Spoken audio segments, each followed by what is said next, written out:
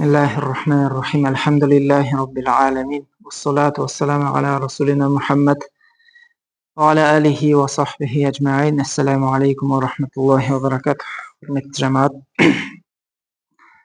Sizlerмен Allah'ın kalağымен Peygamberimiz sallallahu aleyhi ve sellem ömür bayanı Nurul Yaqin kitabından dersimizde arqara жалғастырамыз. Алдыңғы сабағымызда Peygamberimiz sallallahu aleyhi ve sellem'in ата-анасы Abdullah мен Amina anamыздың неке қиылуы, Пайғамбарымыз саллаллаху алейхи вассаламның дүниеге келуі, Пайғамбарымыз саллаллаху алейхи вассаламның Халима және Абу Кабшаның үйінде болуы, осының бәрі туралы айтқанбыз. Енді Пайғамбарымыз саллаллаху алейхи вассалам 6 жасына келген кезде Халима анамыз Пайғамбарымыз саллаллаху алейхи вассаламды өзінің анасына, Амина анамызға әкеліп береді 6 жасында. Сөйтіп Амина анамыз Пайғамбарымыз саллаллаху алейхи вассаламды алып әкесінің нағашылары Мединада тұрады, сол зияратқа апарады. Мединаға зияратқа апарады Пайғамбарымыз саллаллаху алейхи вассаламды. Сөйтіп Пайғамбарымыз саллаллаху алейхи вассалам әкесінің қабіріне зиярат жасайды. Сөйтіп сол жақта Пайғамбарымыз саллаллаху алейхи вассалам жүзуді үйренді дейді. 6 жасынан асқан кезде жүзуді үйренді. Пайғамбарымыз саллаллаху алейхи вассаламның сөзі бар ғой: балаларыңды жүзуге, атқа мінуге, садақ атуға үйретіңдер деген. Сөйтіп 6 жасында Пайғамбарымыз саллаллаху алейхи вассалам жүзуді үйренген екен. Сөйтіп бір айдай Мединада зияратта жүріп қонақ болып, әкесінің нағашыларында Пайғамбарымыз саллаллаху алейхи вассалам Меккеге қайтып келе жатқан кезде Абуа деген жерде Пайғамбарымыз саллаллаху алейхи вассаламның анасы Амина анамыз қайтыс болады. Пайғамбарымыз саллаллаху алейхи вассалам анасынан сол 6 жасында айырылады, жетім қалады. Анасын сол жерге жерлеп, Умму Айман деген атасының қалдырып кеткен, атасының берген қызметші әйел бар. Солармен бірге қайтып келеді Меккеге. Келеді, Пайғамбарымыз саллаллаху алейхи вассаламды атасы Абдул-Мутталиб өзінің қамқорына алады. Абдул-Мутталибтің 10 ұлы бар деп айттық қой, сол бәрінен артық жақсы көреді Пайғамбарымыз саллаллаху алейхи вассаламды. Сондай құрметтеп, қамқорлығына алады. Өйткені Пайғамбарымыз саллаллаху алейхи вассалам 4 жасында жаңағындай көкірегі ашылып, жүрегі тазартылды деп айтты ғой. Соның бәрін естіп жүрген Пайғамбарымыз саллаллаху алейхи вассаламның өзін біледі да, оның қандай адам екенін. Және де Абдул-Мутталибтің Қағбаның қасында Мақам Ибрахим деген жерде өзінің үлкен орындығы бар дейді, отыратын. Сол жерге тек қана Абдул-Мутталиб отыратын. Басқа ешкім оған құрмет ретінде ешкім отырмайтын дейді ол орынға. Бірақ Пайғамбарымыз саллаллаху алейхи вассалам сол орынға отырып алатын дейді, кішкентай кезінде. Сөйтіп бәрі айтатын екен Пайғамбарымыз саллаллаху алейхи вассаламға: бұл Абдул-Мутталибтің орны, мінбе ол жерге, оның сол ғана отырады деп. Сонда Абдул-Мутталиб атасы: тиіспеңдер дейтін да, Пайғамбарымыз саллаллаху алейхи вассалам отыра берсін. Өйткені бұл бала ертең болашақта мойнында үлкен жүк болатын, үлкен қызмет атқаратын болады деп. Сол туған кезде Абдул-Мутталибтің көкейіне сондай Аллах Тағала салғанда, ол Мұхаммад деп атын қойған. Сөйтіп Абдул-Мутталиб 2 жыл ғана қамқор болады Пайғамбарымыз саллаллаху алейхи вассаламға. Сөйтіп 8 жасында Абдул-Мутталиб атасы да қайтыс болады. Содан кейін өзінің көкесі Абу Талиб, өзі Абдул-Мутталибтің 10 баласы бар дедік, 10 баласы әртүрлі әйелден болған да. Оның бәрі бір әйелден емес, әртүрлі әйелден болған. Абу Талиб пен жаңа Пайғамбар саллаллаху алейхи вассаламның әкесі Абдулла екеуі бір әйелден. Туғандар Абу Талиб пен Абдулла, Пайғамбар саллаллаху алейхи вассаламның әкесі, екеуі бір әйелден туған болып тұрды. Абдул-Мутталибтің бір әйелінен туған. Сондықтан Пайғамбар саллаллаху алейхи вассаламды Абу Талиб өзі алған. Абу Талиб өзінің жағдай керемет болмаған дейді да. Ол бай болмаған, орташа жағдайы орташа болған. Пайғамбар саллаллаху алейхи вассалам үйге келгеннен бастап ол үйге береке кірді дейді. Ол үйге нұр келді дейді да. Өздері өзінің балалары да 10 шақты болған дейді. Абу Толибтің балалары да 10 шақты болған дейді да. Сол тамақ қояды ғой енді орталарына. Сонда пайғамбар саллаллаху алейхи вассалам жоқ кезде жаңағы тамақ жетпей қалатын еді дейді, бір-бірімен таласып қалатын еді дейді балалары. Пайғамбар саллаллаху алейхи вассалам келгелі, пайғамбар саллаллаху алейхи вассалам бірге отырғалы жаңағы тамақ бәріне жететін болды дейді да. Дәл сондай тамақ жететін болды. Сөйтіп Абу Толиб сөйтіп көрмекші болады да, қалай бұл деп. Сөйтіп пайғамбар саллаллаху алейхи вассаламды шақырмай тұрып жаңағы балаларына береді сол тамақты да. Бытық балады. Берекесі болмайды дейді да. Қалысып қалады. Келесі күні пайғамбар саллаллаху алейхи вассаламмен бірге отырғызып дәл сол тамақты берген кезде бәрі тойып барлығына жетеді екен дейді да.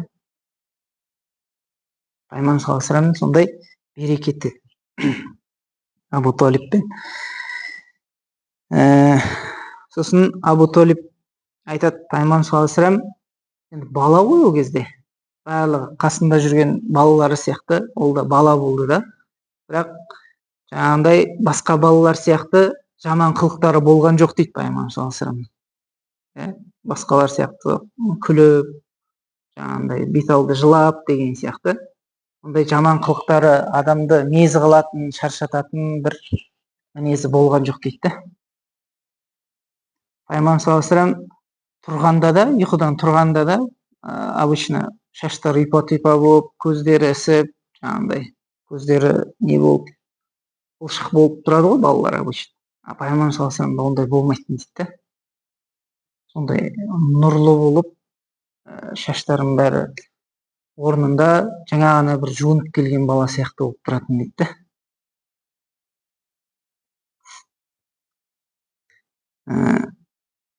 Сонда енді пайғамбар саллаллаху алейхи вассаламды кішкентай кезінен жетім қалды ғой енді. Пайғамбар саллаллаху алейхи вассалам өзінің хадисінде айтады, мені Аллах Тағала өзі тәрбиеледі дейді да. Сондай жақсы тәрбие берген Аллах Тағаланың өзі дейді да. Аллах Тағала мені тәрбиеледі деп айтады. Сөйтіп 12 жасқа толады пайғамбар саллаллаху алейхи вассалам Абу Толибтің үйінде жүріп, 12 жасқа толған кезде арабтар өзі Шамға сапарға шығатын деп айттық қой. Сонда Абу Толиб пайғамбар саллаллаху алейхи вассаламды Шамға алып кеткісі келеді. Апарып, өзі кетіп бара жатып пайғамбар саллаллаху алейхи вассаламды алып кеткісі келді да. Неге десе, өйткені пайғамбар саллаллаху алейхи вассаламның берекет қалып қоя ма деп ойлады дейді. Әрдайым пайғамбар саллаллаху алейхи вассаламды қасында алып жүрген. Өйткені пайғамбар саллаллаху алейхи вассаламнан айырылып қалса, тастап кететін болса, ол берекеден айырылып қалатын сияқты. Сондай дәрежеге шейін жеткен да ол кісі. Шамға кетіп бара жатқан кезде балалардың бәрі айтады ғой енді, бізді ешқашан апармағансың, қалай Мұхаммадты апара жатсың деген сияқты.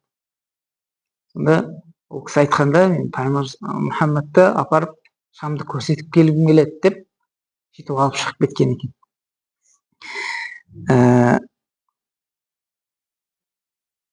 Шамға бара жатқан жерде Бусра деген жер бар. Бусра деген жерде өзі келе жатқан кезде сол жерде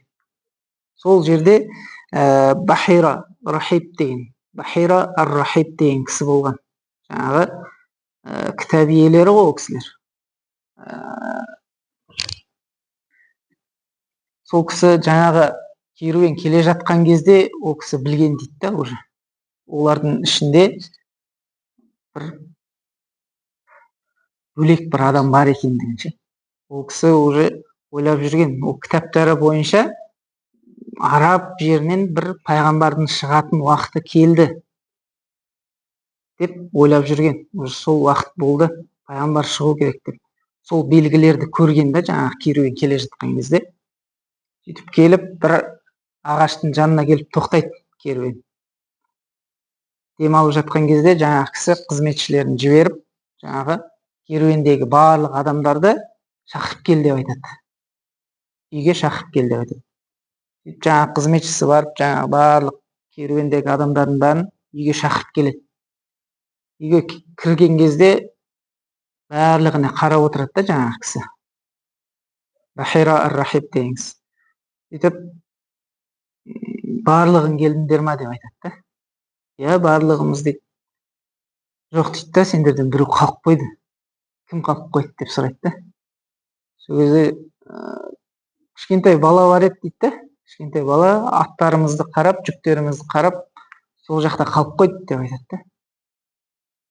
Маған сол керек деп айтады. Маған сол керек. Сөйтіп барса, жаңағы талдың түбінде жатады да, пайғамбар саллаллаху алейхи вассалам демалып жатады. Ал ол талдың астында, ағаштың астында тек қана пайғамбарлар ғана отыратын дейді. Пайғамбарлардың отыратын жері ғана дейді да ол. Басқа ешкім отырмайды ол жерде. Сөйтіп пайғамбар саллаллаху алейхи вассаламды алып келеді. Сосын Абу Талиб айтады, бұл балада жаңағындай белгілер бар дейді, пайғамбарлық белгілер бар. Мен үміттенемін дейді, осы баладан пайғамбарлық болады деп. Өйткені жаңағы белгілерді көрген да. Пайғамбар саллаллаху алейхи вассалам келе жатқан кезде үстінде бұлты болады. Бұлт жүреді үстінде.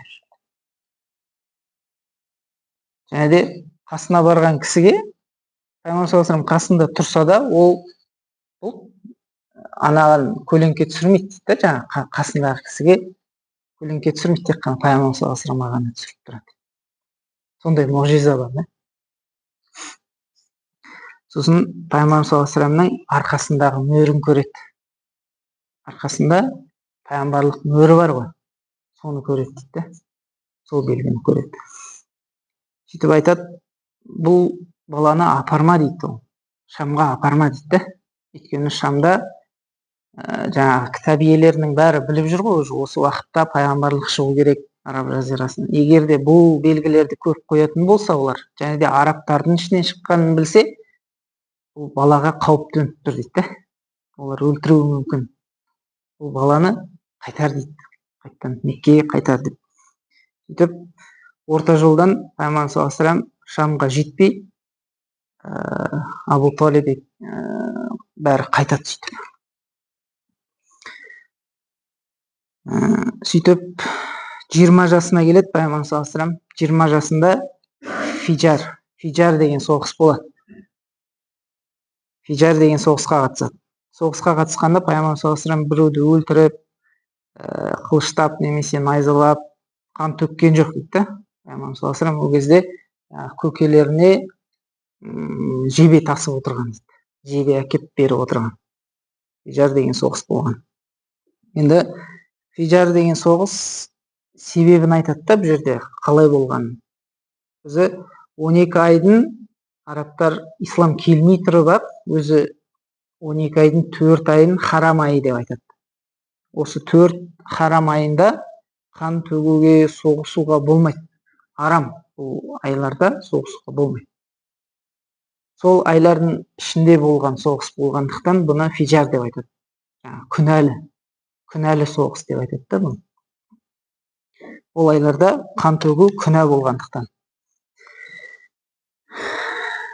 Бұл жерде Кинана деген ру, Кинана мен Қурайштар бірге. Сосын Қайс деген бір ру бар. Қайс руы осы екі румен соғысады. Қайс пен Кинана. Нұғман бин Мунзир деген адам болады. Хира деген жерде Нұғман бин Мунзир деген арабтың патшасы деген атпен танылып кеткен. Сол кісі Укказ деген базар бар Мекке жақта. Қажылар келген кезде сол жәрмеңке жасайды. Қажылар сол жерден заттар алу үшін. Енді сол жерге бұл тауар жіберу керек та. Жаңағы Нұғман бин Мунзир деген кісі. Сөйтіп, бұл кісі жаңағындай тауарларды енді охранять ететін кісі іздейді ғой. Сондай. Сөйтіп, кісілердің бәрін жинап, сұрап жатады да, енді Укказ базарына менің керуенімді апаратын, қаншама жолда қаншама рулар бар. Ол кезде жаңағы жол торуылдайтындар көп болған да. Заттарын бәрін тартып алатын. Солардың бәрінен қорғап, базарға шейін апаратын кісі іздейді да. Сөйтіп, Баррат бен Қайс Кинани деген кісі болады. Кинан тайпасынан сол кісі айтады да. Бұл кісі өзінің руынан жаңағындай қаншама кісілерді өлтірген, қаншама күнәлары үшін бұл кісіні жаңағы рудан қуып шыққан екен дейді. Бұл бірақ сондай батыр кісі өлтіргіш кісі болады. Сол кісі айтады да, мен сенің керуеніңді жаңағы Кинан тайпаларынан өткізіп бере аламын дейді. Олар тиісе алмайды мен барда деп. Сол кезде Нұғман бен Мунзир айтады, жоқ, маған барлық жаңағы Укказ жеріне шейін апаратын барлық тайпалардан қорғау керек деп. Сол кезде Уруа бен Утба деген кісі, бұл Қайс руынан, жаңағы Уруа бен Утба. Сол кісі айтады, сен мынау өзінің руы қуып шыққан кісі өлтіргіш итке сеніп тапсырайын деп тұрсың ба дейді. Жаңағыдай оның арына, намысына тиіп әдейі айтады да сөйтіп. Одан да маған бер, мен апарып бере аламын деп ше. Сөйтіп жатқан кезде жаңағы Баррат бен Қайс айтады жаңағы Уруаға, сен жаңағы Кинана руының тайпасының қасынан өте аласың ба дейді ғой. Кинана түгілі мен барлық рулардың қасынан өткізіп бере аламын дейді. Ешқандай тескізбей барлық адамдардың қасынан өткізіп бере аламын дейді. Сөйтіп жаңағы Баррат бен Қайс ішіне жаңағындай кек сақтап қалады жаңағы Уруаға. Сөйтіпті Уруа жаңағының керуенін бәрін алып жаңағы Укказ базарына қарай шығады ғой. Сөйтіп орта жолға барған кезде жаңағы Баррат бен Қайс барады да жаңағы Уруаны артынан барып өлтіреді. Сөйтіп мынау Кинан мен Қайс тайпаларының ортасында жаңағындай өштік пайда болады. Соғыс болайын деп тұр да осы жерде. Сосын мынау Баррат бен Қайс айтады, мен Қайс тайпасынан бір кісіні өлтіріп тастадым. Өзінің тайпасын айтып жатыр да бұл. Сендер сақ болыңдар дейді да, егер олардың тайпасы келіп соғыс ашып жатса деп айтады. Сөйтіп осы Харам айында жаңағы Қайс руы барады да, мынау Кинан тайпасы мен Қурайыштар отырған жерге барып басып кіреді. Сөйтіп соғыс басталып кеткен екен. Сол соғыста Пайғамбарымыз саллаллаху алейхи ва саллям да болды. Сөйтіп Пайғамбарымыз саллаллаху алейхи ва саллям алдында айтқанымыздай көкелеріне көмектескен екен. Сөйтіп жебелерін таратып. Енді келесі сабағымызда Пайғамбарымыз саллаллаху алейхи ва саллямның екінші рет Шамға сапарын, және де Пайғамбарымыз саллаллаху алейхи ва саллямның Хадижа анамызға некелесуі, және де Кағбаның қайттан тұрғызылуы туралы айтамыз иншалла. Субханакаллахумма ва бихамдика, ашһаду ан ла илаха илля анта, астағфирука ва атубу илейк.